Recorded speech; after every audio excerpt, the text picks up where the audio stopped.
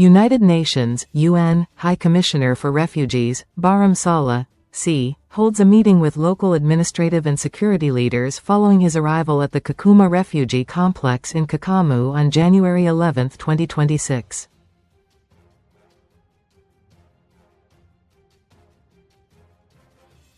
Photo by Tony KARUMBA, AFP. Barham Salih has known torture and the wrenching loss of exile.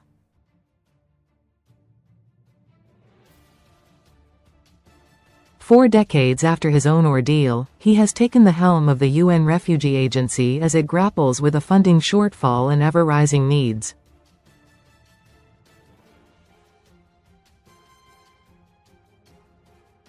A former Iraqi president, Salih, 65, became the first former head of state to run the United Nations High Commission for Refugees at the start of the year.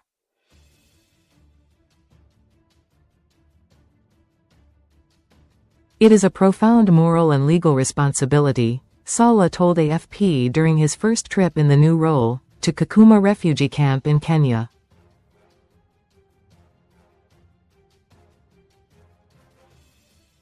"I know the pain of losing a home, losing your friends," he said. The Kakuma refugee camp, which Salih visited on Sunday, is East Africa's second largest, hosting roughly 300,000 people from South Sudan, Somalia, Uganda, and Burundi.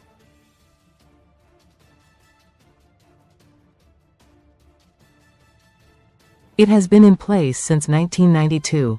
"The world should not allow this to continue," Salih said, praising a new initiative by Kenya to turn its camps into economic hubs.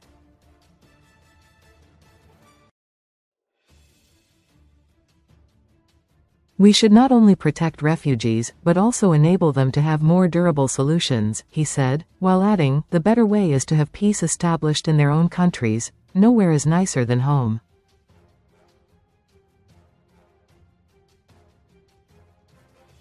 Electric shocks, beating, the son of a judge and a women's rights activist, Salih was born in 1960 in Sulaymaniyah, a stronghold of the Patriotic Union of Kurdistan, PUK, which sought self-determination for Iraq's Kurds.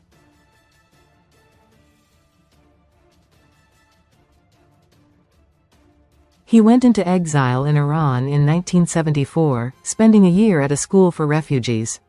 As a teenager in 1979, back in Iraq and already a member of the PUK, he was arrested twice by former dictator Saddam Hussein's regime.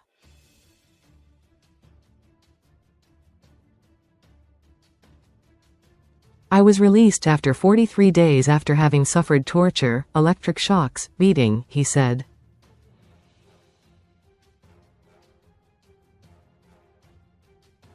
Upon release, he still managed to rank among Iraq's top 3 high school students, according to a former colleague, before fleeing with his family to Britain, where he earned a degree in computer engineering and a doctorate.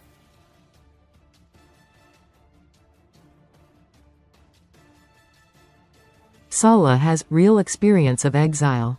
He brings a personal perspective of displacement, which is very important, Filippo Grandi, his predecessor at UNHCR, told AFP last month.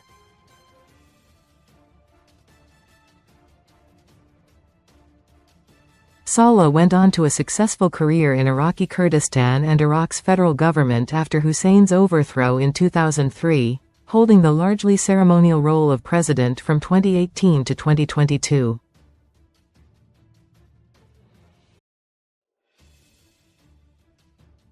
Syria's budget cuts. Refugee numbers have doubled to 117 million in the past decade, the UNHCR said in June, but funding has dropped sharply, especially since Donald Trump returned to the White House.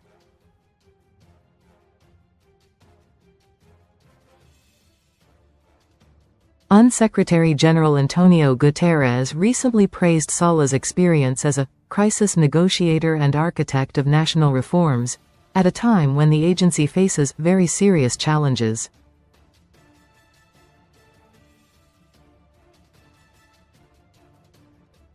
"We have had very serious budget cuts last year. A lot of staff have been reduced," Salih told AFP.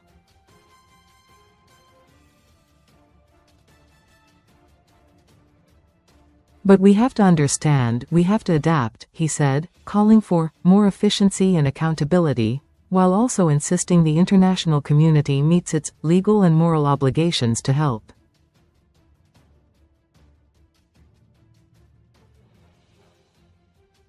AFP